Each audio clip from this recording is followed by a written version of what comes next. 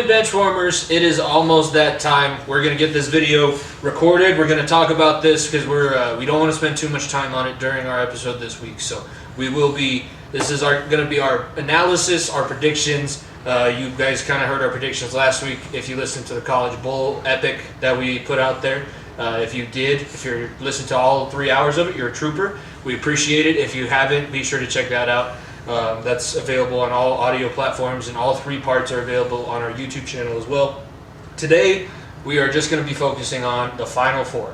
College football playoff, Final Four teams, semifinals taking place December 31st, New Year's Eve this year in 2021. Super anticipated, new matchups all around. Before we get into all that, remember to follow us at FEOTB Pod. Subscribe to our YouTube channel, Far End of the Bench, where you're watching this right now. Leave a like and comment down on the video below. Who's going to win the national championship? I think there's pretty clear ideas of what's going to happen. But obviously, that's why we're here to discuss. But Niko, I think are you more excited or less excited for this college football playoff than you have been in recent years? I would say more excited because I think we're in a position where it's different teams outside of 1-2 kind of teams. One and a half outside of 1.5, and it's an interesting case because you're like, well, do I believe that there will be an upset, the biggest upset in college football history happen? Will that happen? Will the little brother there always was finally reach the mountaintop, whether it be Michigan or Georgia, and then all over the board you're like, oh man, it's intriguing because the Alabama-Georgia game, I think that's the second game being played on New Year's Eve, or it might be the first. Michigan, it goes Cincinnati, Alabama is the first game up, and then it goes Georgia, Michigan. So it's perfect. I'll get to watch Cincinnati, Bama first, and I'll watch the first half of the game, bathroom break, do whatever I want for 2 or 3 hours, not worry about the rest, then watch the real main event of the evening, and that'd be Michigan, Georgia, because, like I said, it'd take a lot for Cincinnati to win. I'm not counting them out completely, but there's a reason why they're minus 13.5 underdog. It is moving down. It was at 14.5 when I was making the outline earlier today. But yeah, there's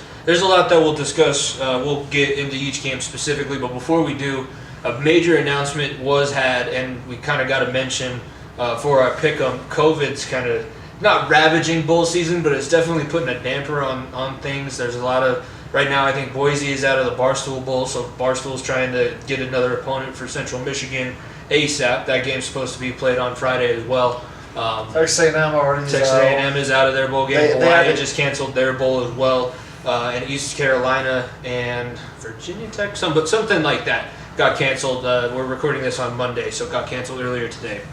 The committee did decide now, if your team is not able to compete due to a COVID outbreak, that will count as a loss in the college football playoff.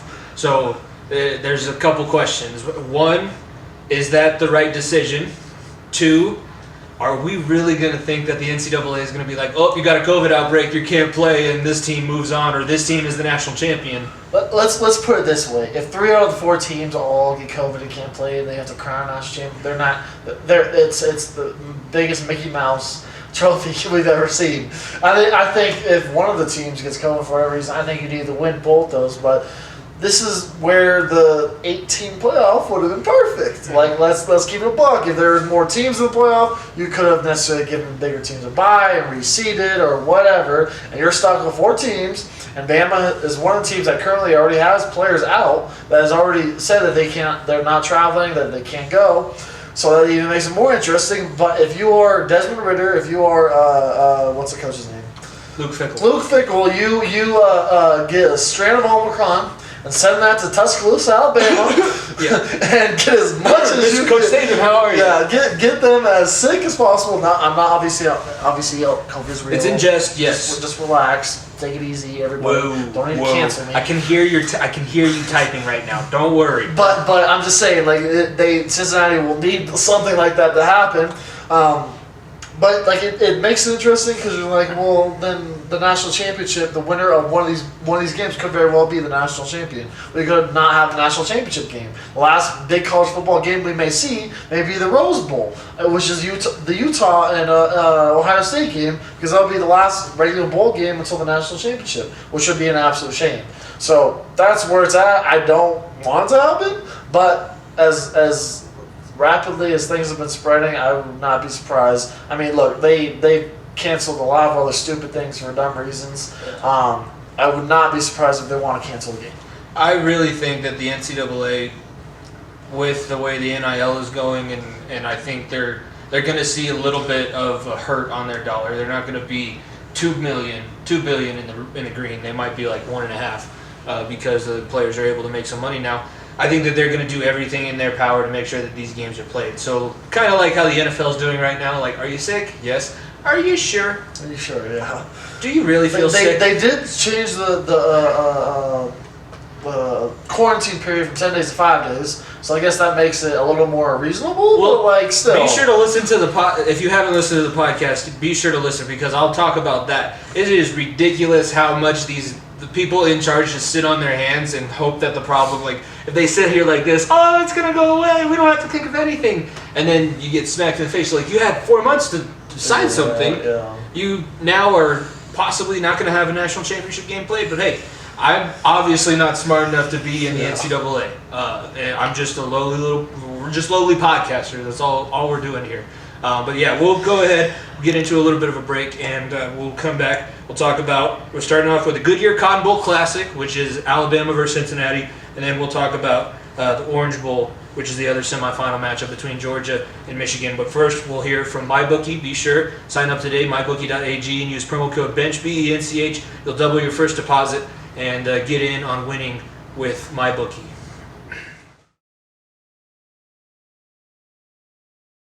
Okay, Goodyear Cotton Bowl Classic.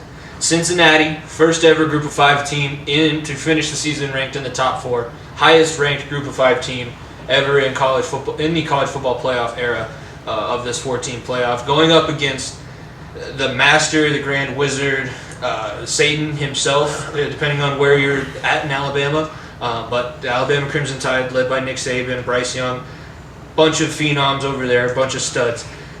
When you look at it on paper, and obviously there's the easy route to go here and just say it's a wash. Like I understand that things are stacked against, and I'll get to my reasoning as to why I don't think that the game is going to be this way. But a lot of people, and you've said it a couple times already, you're expecting a blowout. You're expecting this to be, okay, it's cute for a quarter, maybe half a quarter, and then Bryce Young is going to find Brian Richardson, one of his other studs, because John Mechie's out, but it's not like he has a 4-star recruit to grow to now instead of a 5-star. Ugh, what is he going to do? And Desmond Ridder, Jerome Ford, those guys on Cincinnati are going to have a tall task in front of them. But that's where a lot of people are standing. What are the reasons as to why you're thinking this is going to be a blowout? Why can't Cincinnati make a game out of this? The reason why I think like Cincinnati won't make it a game is this the level of the defense that Alabama plays compared to what Cincinnati is used to. Everyone knows Cincinnati runs on their offense. Their offense is what carries them some games, but their defense is nothing to joke about. Alabama schemes for quarterbacks that are just as talented, if not more talented, than Desmond Ridder every week in the SEC.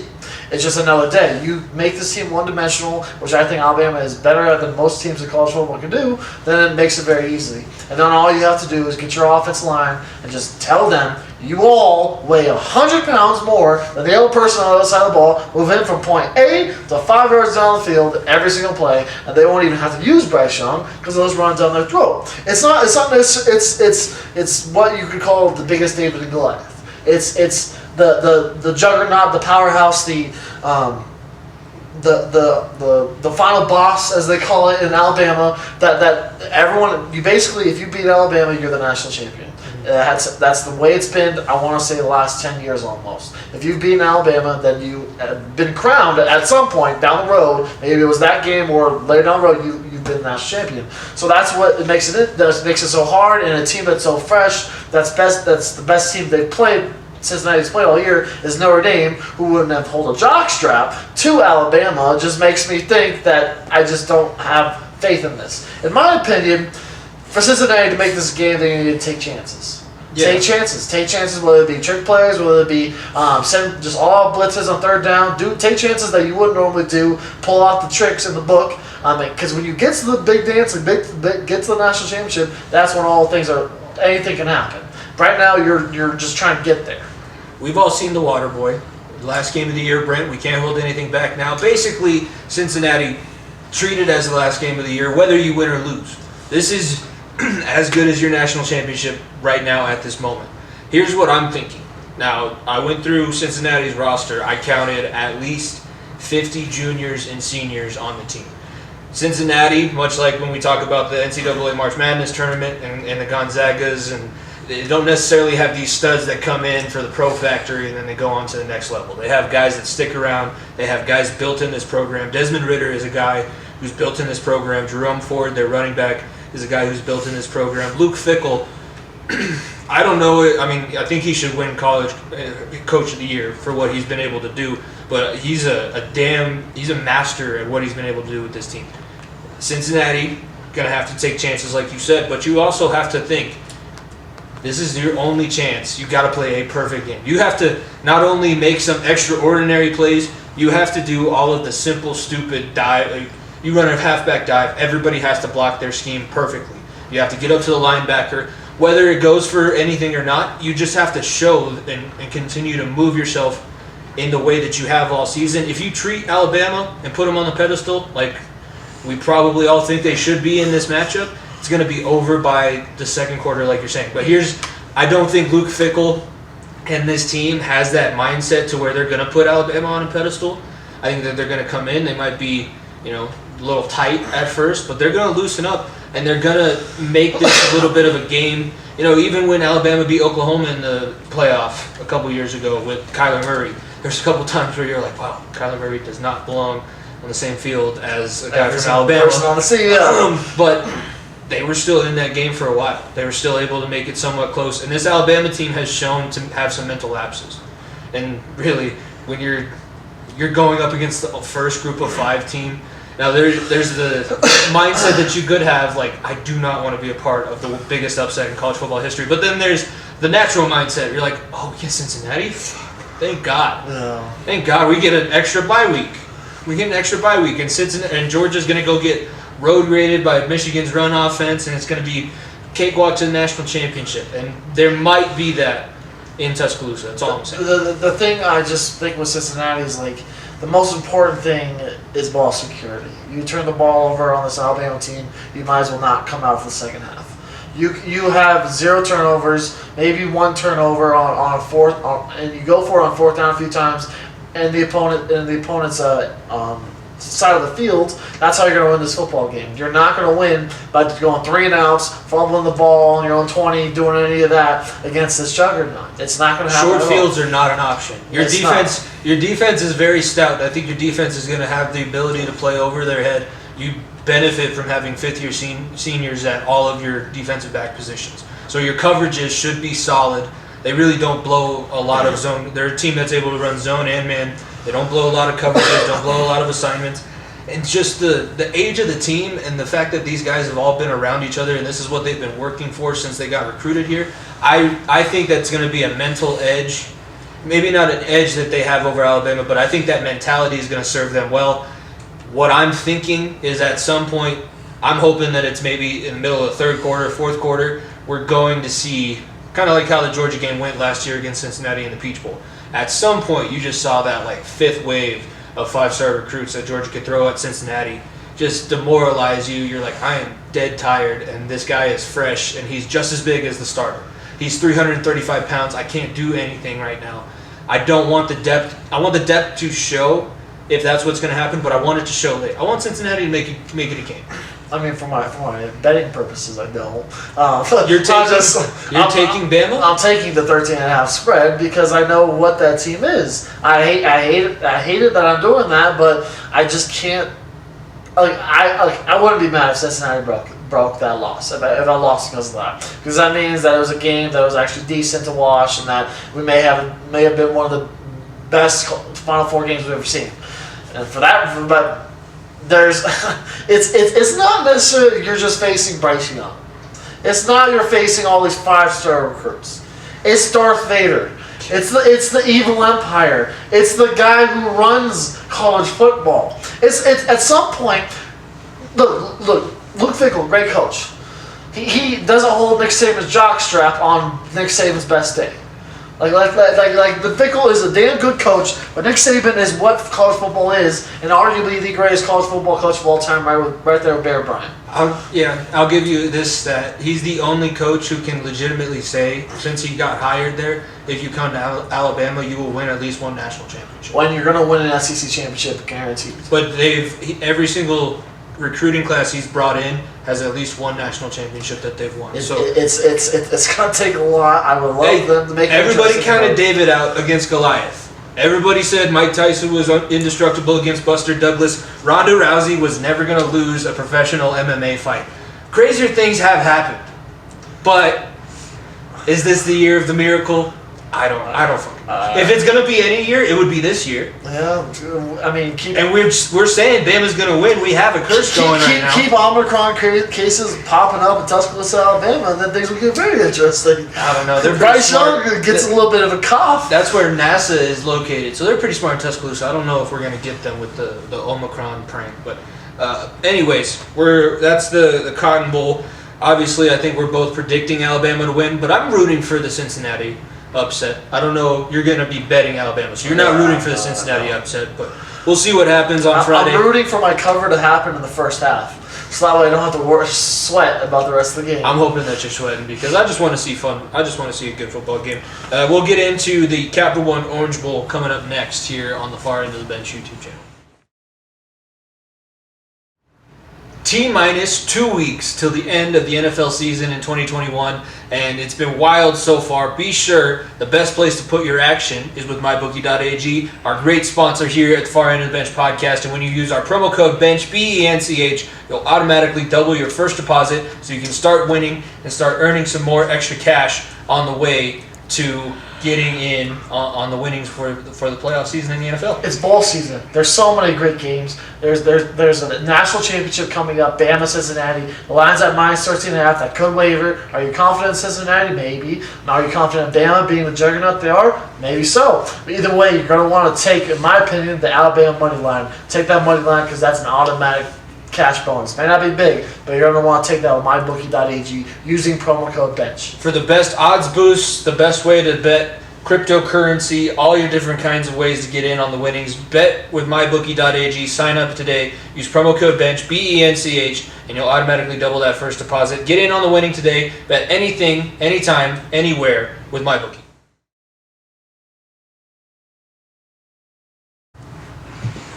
All right, time for the piece de resistance, the main game, or not the main game, the nightcap game. The main event. Taking place, yes, the main event. Technically, the main event on the card. And it is the 2-3 matchup in the college football playoff semifinal. Number 3 ranked Georgia Bulldogs coming off their loss in the SEC championship against Alabama.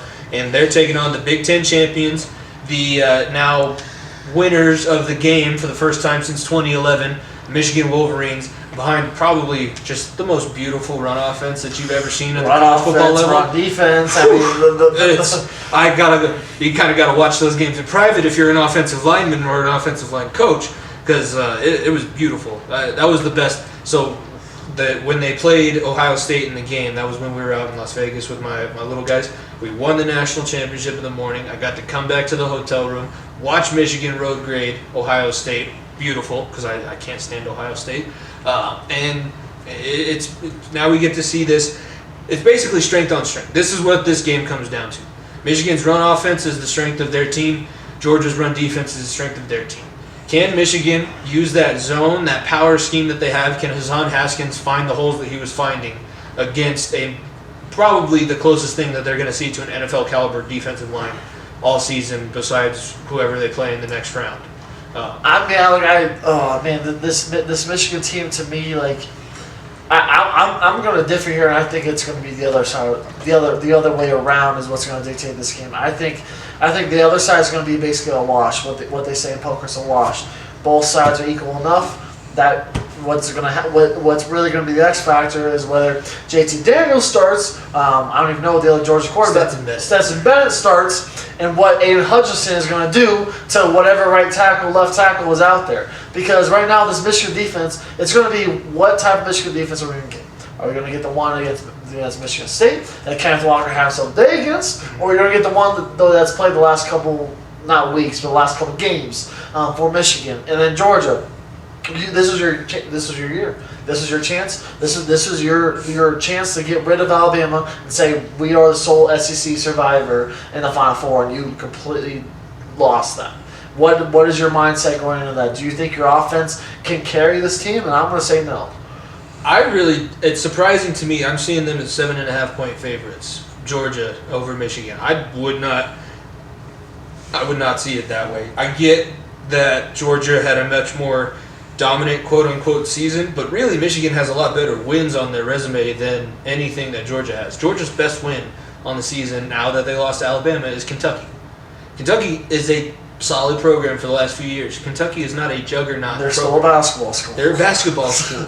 Georgia has not beat anybody, and Michigan beat Ohio State, and they beat Iowa in the Big Ten Championship. Iowa, remember, I get it. They lost the week after they were ranked number 2. They were ranked number 2 at one point. Have one of the best, especially scoring defenses and turnover defenses in college football, and Michigan was able to handle them. I think what we saw in that Big Ten Championship game, Jim Harbaugh let his hair down as much as Jim Harbaugh could. He untucked his shirt just a little bit in those pleated khakis, because we saw in the first half the double pass that they were able to score on. That was him, last game of the year. Brand can't hold anything back now. We might as well pull out all the stops. So I think that they're going to take some shots. They're going to try. It's going to come down to whose quarterback plays better. Like you said, if Stetson Bennett or JT Daniels starts, I have a different feeling. I don't think they even know who's the starting quarterback right now, which makes it even worse. Yeah, it really shouldn't be Stetson. I get that Stetson Bennett won you some games while JT Daniels was hurt. That was against the SEC teams that everybody can beat. JT Daniels shouldn't have lost his starting job based off that. JT Daniels is who beat Clemson for you. I know your defense kind of beat Clemson for you, but JT Daniels was the quarterback. He's got so much higher of a ceiling than Stetson Bennett does. I think that he has to play, because the other side of the ball, Cade McNamara, while he's not a great college quarterback per se, he can make some big plays in some big games. And he knows what he needs to do. Yeah. It's not like Georgia has the Nick Chubbs or the Todd Gurleys, or the list goes on and on back there in the backfield anymore. So Michelle. It's not like they have those guys back there anymore. They rely on the quarterback being pass heavy nowadays, and they will sprinkle in the running game still. And you're going to need to take some shots here too. Like I said, you can't hold anything back at all in the top 4, and it's just going to keep things very interesting. Yeah. What are you predicting? I have Michigan as my national champion because your national champion. Yeah, because I picked them in the bowl pick, and as my national champion, I'm sticking with it because I think it's Alabama's off year. That's the only reason why, and I think that Michigan's defense is the best in college football, and I think they just have all the right tools offensively to just play to their strengths and not do anything stupid. And I think that they can ultimately take it all. I predicted Alabama as my national champion because I wanted to go safe. I figured I'd be closer to winning the bowl pick'em than I kind of am right now.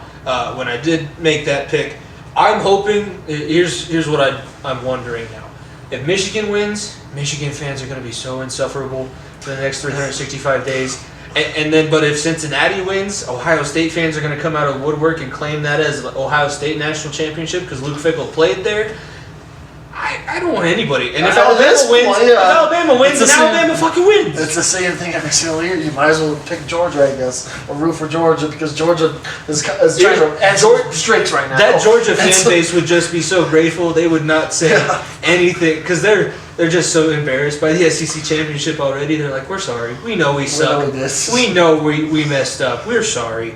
I picked Alabama. And I'm picking Georgia to go on against Michigan. I also just don't want to see that rematch. I don't either. Because I think it'll be another smacking. I don't think it'll be close. I'm rooting against both of my picks, but I think I made the quote unquote smart picks for the situation. We'll see what happens. Obviously, these games are coming up. We're going to be watching this on Thursday. is when it's premiering, so the games will be coming up the day after on New Year's Eve. Hopefully, we will have some good football to watch.